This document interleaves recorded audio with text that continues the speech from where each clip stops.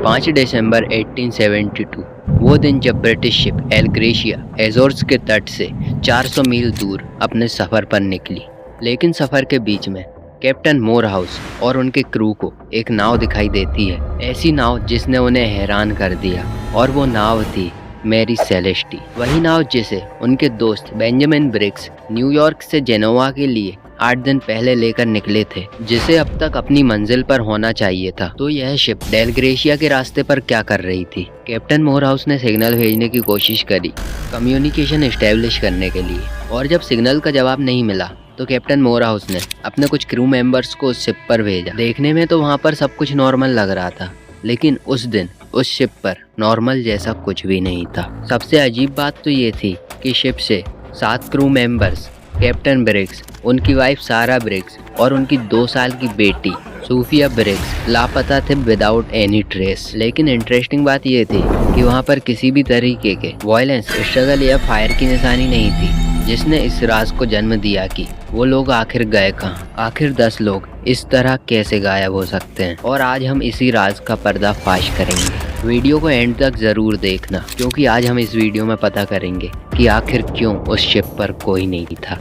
I know कि आप लोगों के मन में भी यही सवाल चल रहा होगा, लेकिन मैरी शिप ने इससे पहले भी कई मौत की कहानियाँ लिखी, लेकिन इस इवेंट की जानकारी के लिए हमें इतिहास के पन्नों में जाना होगा। साल 1861 में कनाडा के स्पेंसर आइलैंड में बनी इस 100 फीट लंबी और 25 फीट चौड़ी शिप को अमेज़न नाम से जाना जाता था।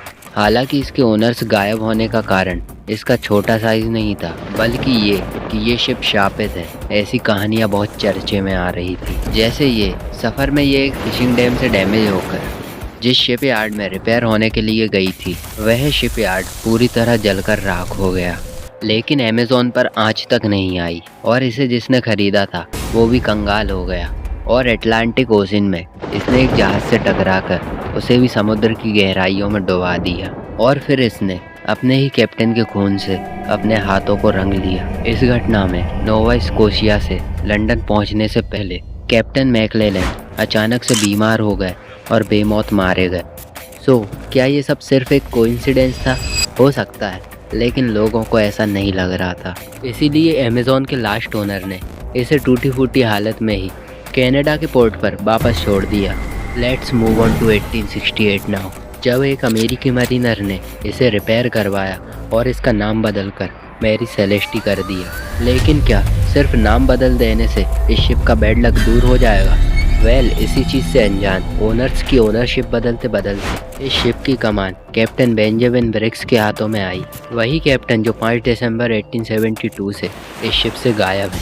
हालांकि कैप्टन ब्रिग्स की शिप पर कुछ चीज़ें ऐसी थी जो बिल्कुल सही सलामत नज़र आ रही थी, पर मैरी शिप ने अभी भी कुछ राजों को छुपाए रखा था। जैसे शिप की हालत ऊपर ऊपर से तो बिल्कुल सही लग रही थी, लेकिन शिप के 2 प्रेशर मेजरिंग पंप में से एक डिसअसेंबल्ड था। शिप के निचले हिस्से में 4 से 4.5 फीट तक पानी भरा हुआ था, और शिप के फ्रंट और बैक हैचेस के कवर निकले हुए थे।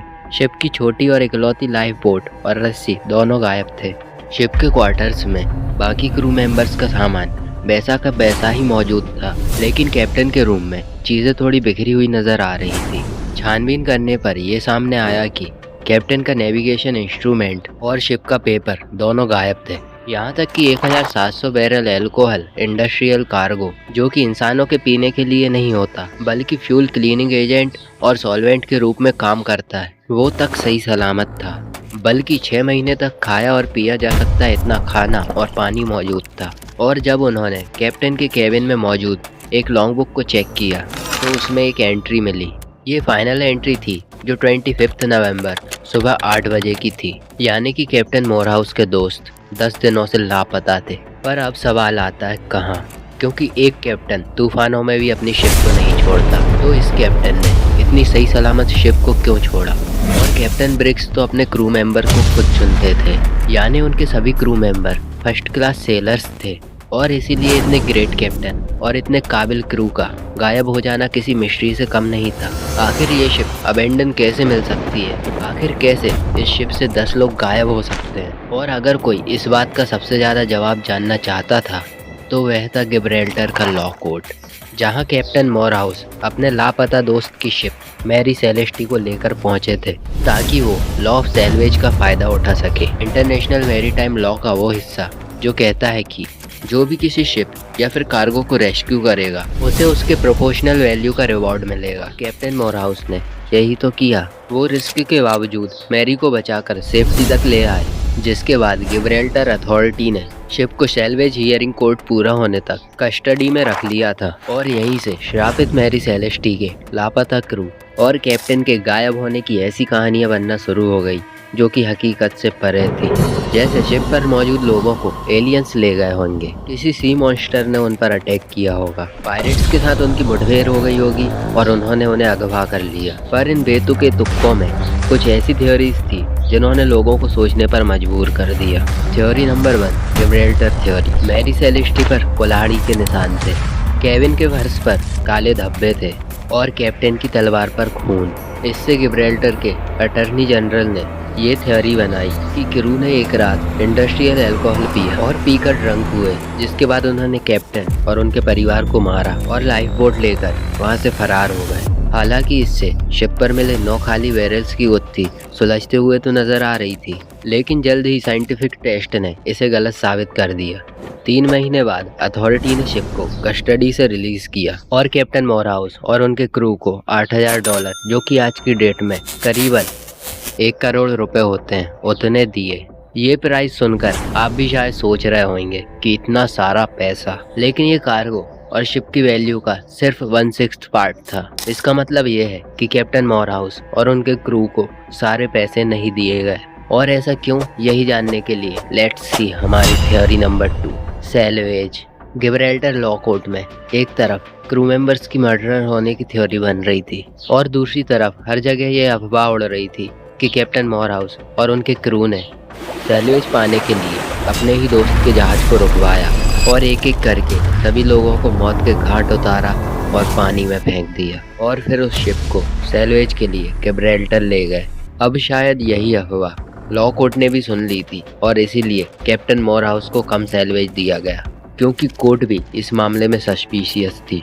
बट ये सब सिर्फ रूमर्स थे या फिर सच, ये कभी क्लियर नहीं हो पाया। कुछ वैसे ही जैसे theory number 3, insurance money and Christianity. इसके मुताबिक गायब लोगों का सारा खेल कैप्टन मोरहाउस ने अपने दोस्त कैप्टन ब्रिक्स के साथ रचा था ताकि वो शिप के इंश्योरेंस मनी को हड़प सके। लेकिन पहली 2 थ्योरी की तरह ही इस थ्योरी को भी कोई सच साबित नहीं कर पाया।